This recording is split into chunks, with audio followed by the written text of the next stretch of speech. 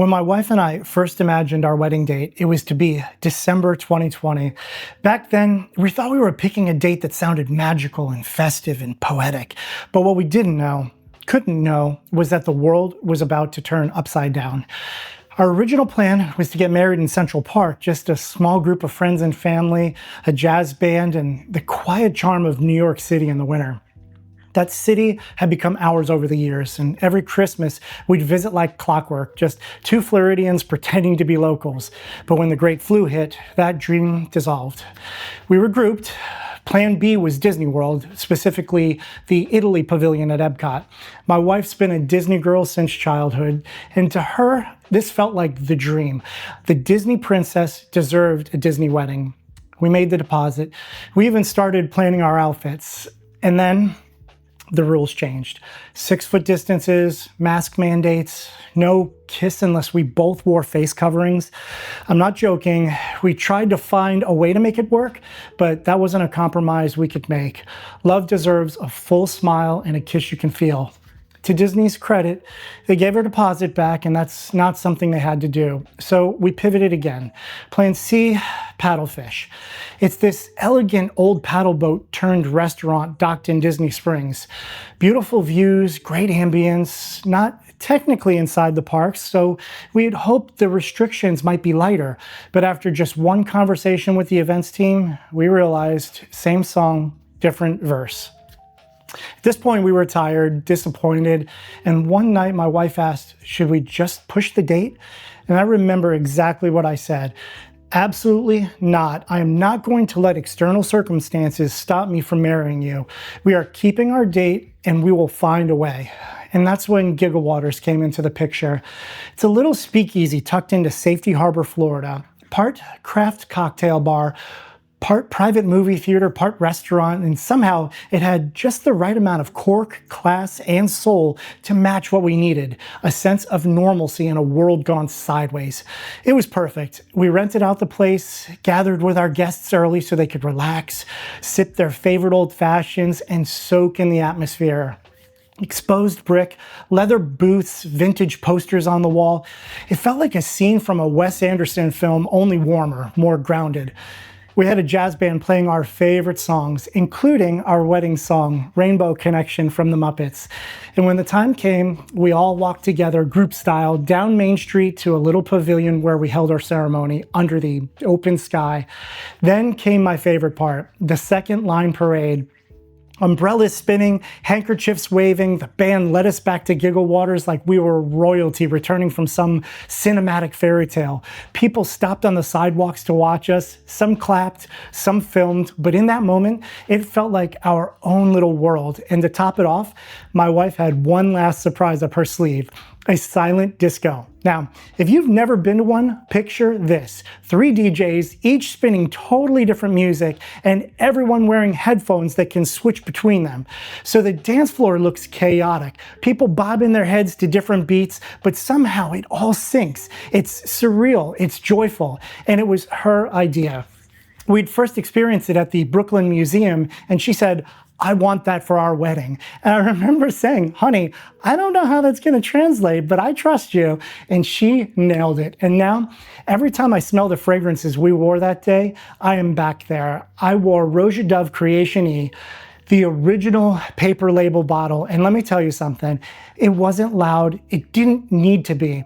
It wrapped around me like velvet. It warm, spiced, and quietly confident, like a whiskey that's been aged just long enough to smooth out every edge. It made me feel settled, like I knew exactly who I was and who I wanted to be. My wife wore Baccarat Rouge 540 for the ceremony, and there was something about it, like sunlight reflecting off fresh snow, bright, crystalline, and unforgettable. That fragrance doesn't walk into a room, it floats, it lingers. It wraps itself around your memory and refuses to let go. And to this day, when I smell it, I think of her standing there smiling at me in the most beautiful dress I've ever seen, being fully herself. For the reception, she switched to Creed Royal Princess Oud. Now that scent, it's bold, floral, yes, but not dainty. It's the scent of someone who knows her worth, who's magnetic without trying. It filled the space just enough to match the energy of the silent disco. Elegant, confident, and quietly powerful, just like her. Those fragrances didn't just smell good that night, they told our story. They held our nerves, they lifted our spirits. They became bookmarks in a chapter that almost didn't happen. And now, when I look back, I don't remember the stress or the planning or the failed venues. I remember the way her perfume danced in the air when we hugged our guests. I remember the scent of Creation E on my collar when we got back to the hotel. I remember the magic, and I wouldn't change a thing.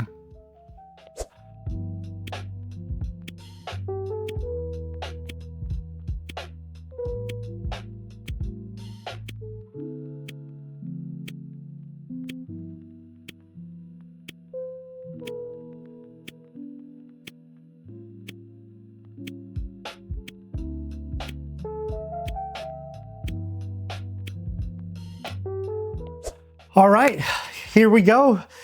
Getting back into the box for a little bit. We're only going to open up a few. That beginning I know was a little bit longer than normal, but it was a story that I really wanted to tell. So here we go. First one. It's a little on the heavy side for a small bottle. It's not familiar either. Okay, this one is Commodity Tonka Eau de Parfum. And this one, it's powdery. Smells like, to me, straight up baby powder.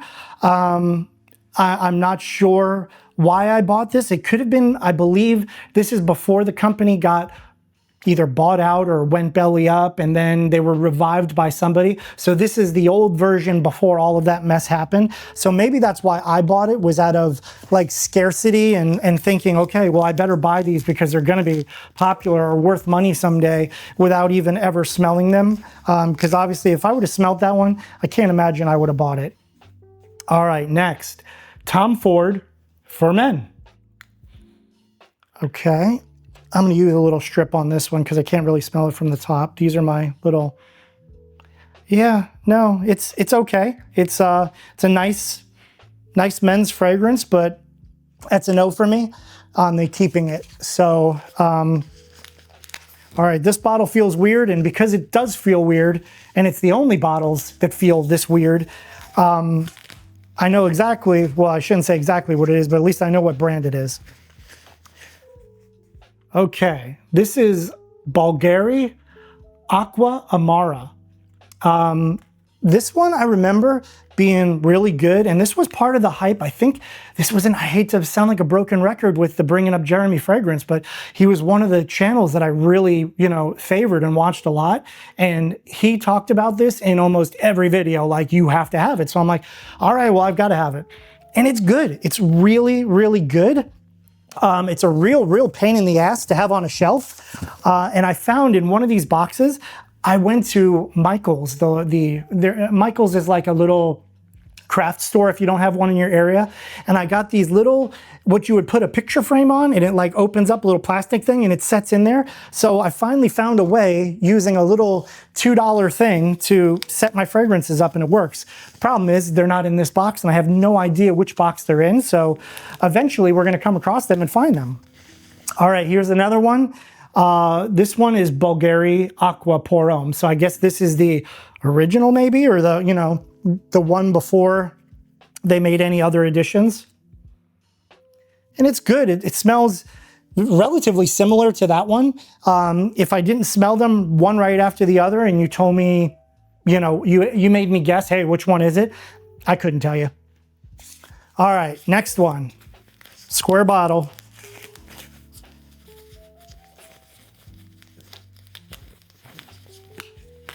This one feels heavy. Okay. This one just says batch 24, fragrance tonic, Botanica blend, batch number 24, juniper berries, clary sage, white patchouli, forest moss. That's all it says.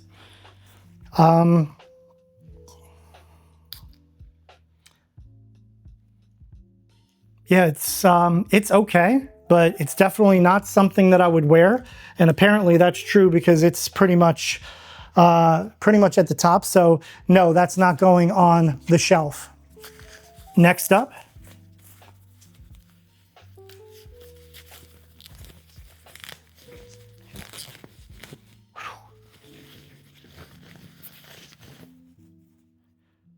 Bvlgari Man Wood Neroli. Okay, I kind of remember this one, and it's really good for Florida. Oh yeah, geez. So, okay, I remember this one. The oh geez moment that I just gave you, like, wow, that lasts for like 30 seconds. So whatever those notes are that give you that like, oh wow, that's so good, other people don't get a chance to ever smell those unless they're literally in the room while you're spraying them. So whatever this settles down into is something totally different than what you're smelling on, you know, in the bottle. And it's almost like, I feel that, you know, it's like a bait and switch. When you're at the department store, you're like, oh my God, that's so good, I have to have it. And then, you know, oh God, oh, my light just went out. So there's that. Yeah, I'm gonna go with a no on this one. And we'll keep it short on that one. I'm gonna call it a day, and I'll pick it up with another story. We'll see you, bye.